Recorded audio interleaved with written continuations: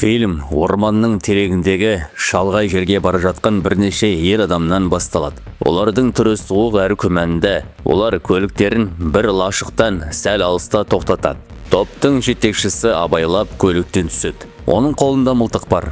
Ол ештеңеден бейхабар тұрған бір адамға жақындап барып, оны атып жібереді. Әлгі адам суға құлап сол жерде өледі. Кісі өлтіруші белгі берген соң, оның серіктері лашыққа қарай жақындай бастайды. Ішінде бірнеше ФБР агенті мафияға қарсы куәгерді қорғап отырған еді. Кенеттен шабуыл жасалып, агенттердің барлығы аяусыз атып өлтіріледі.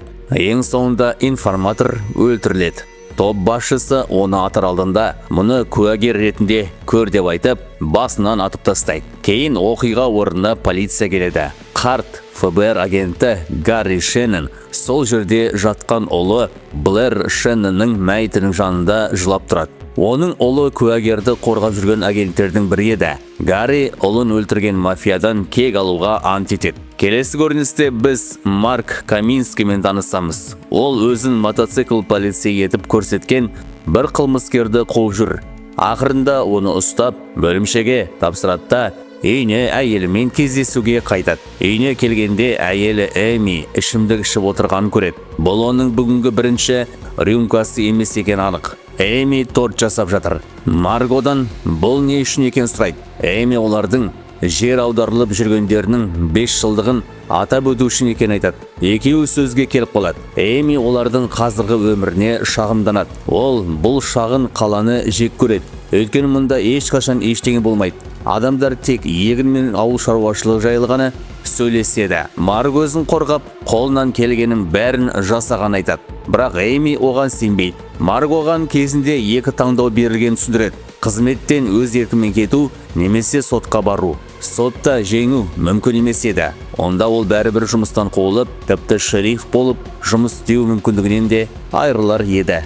Содан кейін Марк кешкі асқа тек торт болғанына шағымданады. Эми ашуланып, бұл жерде өмір сүретін адамдар сиыр сияқты екен айтады.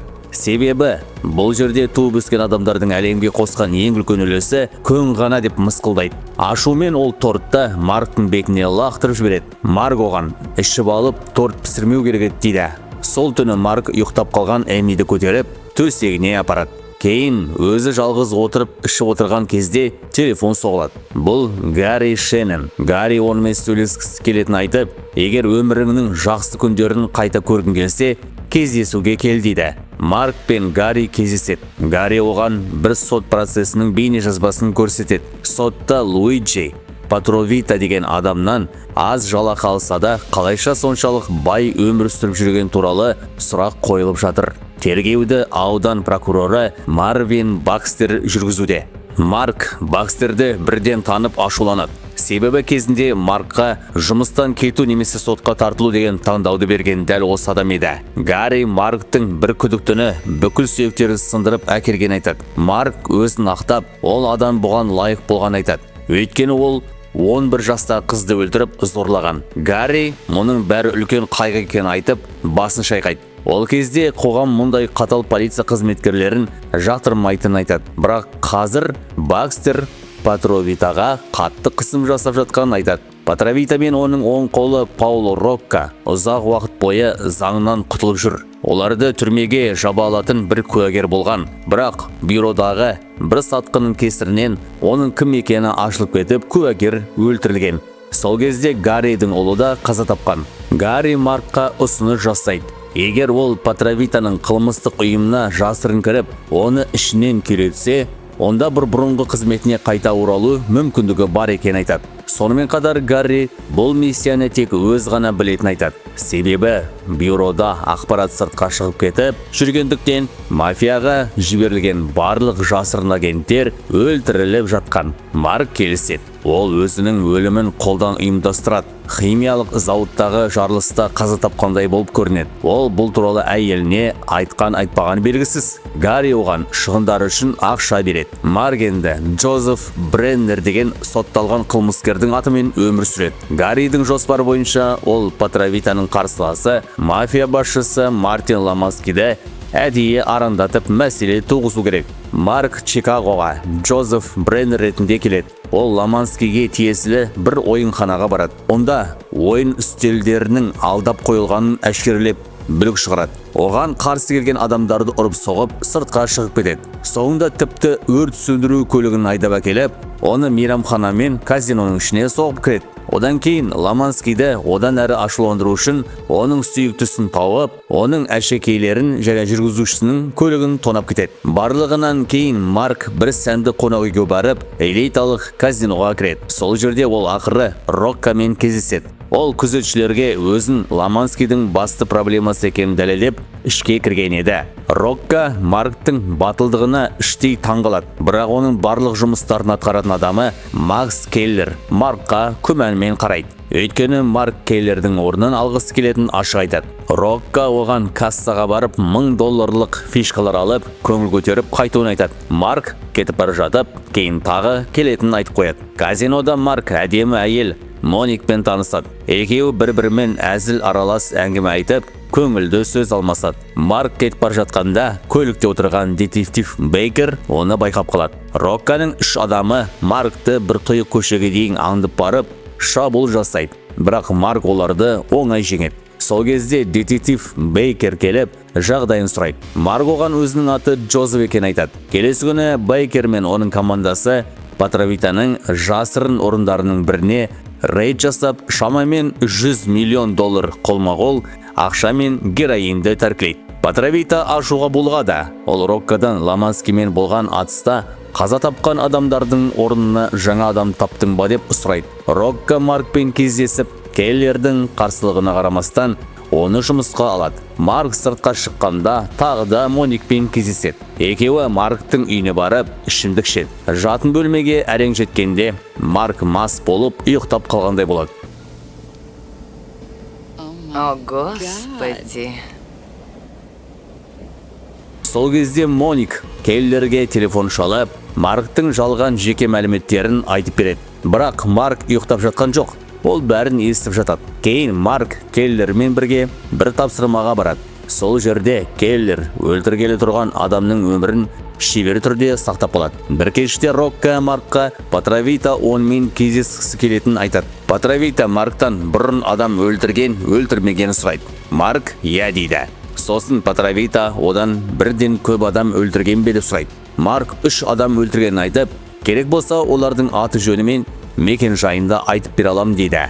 Бұл жауап Патравитаны ашуландырады. Ол «Маған ақылды адамдар ұнайды, бірақ тым кердең ақылды емес» дейді. Ол Маркты шығарып жіберіп, Роккоға оған алдымен өзін дәлелдеуге мүмкіндік беруді айтады. Көп ұзамай Марк тәркіленген $100 миллион қайта ұрлау жоспарын ұсынады. Оның жоспары бойынша олар ғимаратта бомба бар деген жалған хабар таратады. Сол кезде полиция ғимаратты түгел эвакуациялайды. Ал жоспар шынайы көріну үшін олар полиция бөлімшесіне кішірек бомба орнатып, полицияны одан әрі алаңдатады. Осы уақытта Келлер Моникке қысым жасап, Джозеф туралы ақпарат табуды талап етеді. Бірақ Моник ештеңе таппаған айтады. Оның Маркқа шын көңілмен үйір бола бастағаны байқалады. Кешкі ас кезінде Моник олардың қарым-қатынасын жаңа деңгейге жеткізгісі келеді. Бірақ Марк өзінің әйелі бар екенін айтып қояды. Мұны естіген Моник, Марк бұрын сатып әперген көлікті шешіп, оған лақтырып ашуланып кетіп қалады. Тонау күні келеді. Патравитаның адамдары Свет саперлер тобы болып киініп, эвакуацияланған ғимаратқа кіреді. Олар сейфті ашып, ақшаны алып кетеді. Ал Марк пен Келлер бөлек тапсырмада Ламанскийді өлтіруге барады. Бұл миссия сәтті аяқталады. Бірақ Келлер Маркқа әлі де күмәнданады. Ол нағыз Джозеф Бреннерді танитын бір информаторға ақша төлеп, шындықты анықтайды. Сол кезде тағы бір шындық ашылады. Гарри айтқан ақпаратты сыртқа шығарып жүрген сатқын Марвин Бакстер екен. Патравита біреуді өлтіруді бұйырады. Келлер бұл тапсырмаға Брейнерді ұсынады. Марк Келлермен бірге зиратқа барады. Бірақ олардың нысанасы Гарри Шеннон болып шығады. Досының өмірі сақтау үшін Марк өзінің жасырын кім екенін ашуға мәжбүр болады. Ол Келлерді атып өлтіреді. Гарри 3-ші адамға оқ атады. Бірақ өзі де жараланады. Гарридің жағдайы тұрақталған соң Марк қашып кетеді. Оған көмектескен Моник. Ол Марктың көлігімен Келлер мен Маркты жасырын бақылап жүрген еді. Марк Моникті үйіне апарып, оған әуежайға баруын айтады. Кейін өзі бір бөлмеге барып, толық қару-жарақ арсеналын дайындайды. Ал Патравитаның бір қиыршық тас карьеріне барып, ондағы адамдардың бәрін өлтіріп, үлкен көлемде есірткі ақшасын алып кетеді. Бұл шабуыл жаңалықтарға шығады. Оны Патравита мен Рокка теледидардан көріп отыр. Бакстер де сол жерде болып қатты қобалжиды. Лифт келген кезде Патравитаның адамдары оған оқ жаудырады. Бірақ лифт бос болып шығады. Ал Марк лифттің үстінде жасырынып тұрған еді. Ол шабуыл бастап, Патравитаның барлық күзетшілерін және адамдарын атып өлтіреді. Олардың арасында Блэр Шеннонды өлтіргендерді бар. Рокка мен Патравита артқы бөлмеге қашады. Бірақ Марк Рокканы оқтың астында өлтіреді. Ал қашып бара жатқан Патравитаны арқасынан атып құлатады. Сыртқа шыққанда ол Бакстермен кездеседі. Бакстер өзін ақтап алуға тырысады. Ол 5 жыл бұрын Маркқа жасаған әрекеті үлкен қателік болғанын айтады. Марк оның кесірінен көптеген адамдар өлгенін айтып, мұны поэтикалық әділет деп атайды. Ол Бакстерге тапанша беріп, 5 жыл бұрын өз айтқан сөздерді қайталайды. Жұмыстан кет немесе сотқа тартыл. Марк кетіп бара жатқанда Бакстер оған оқ атады. Бірақ Марк жылдамырақ болып, оны бірінші атып өлтіреді. Кейін оқиға орнына полиция келеді. Оларды детектив Бейкер басқарады. Оның серігі мұны кім жасаған болуы мүмкін деп сұрайды. Бейкер: "Менің бір болжамым бар" дейді. Кейін біз Маркты көреміз. Ол Патравитаның көлігімен әуежайға келеді. Бейкер сол көлікті бақылап отырған. Марк Моникке ішінде $250 мың бар сөмке береді де кетуін айтады. Моник оны құшақтап, қоштасып ұшаққа мінеді. Бейкер Маркқа жетіп келіп, "Мен сенің солардың бір екеніңді әрқашан сезетінмін" дейді. Соңғы көріністе біз Гарриді мүгедектер арбасында көреміз. Ол шабуылдан кейін сал болып қалғандықтан физиотерапия жасаудан бас тартып жүр. Сол кезде бөлмеге Марк кіреді.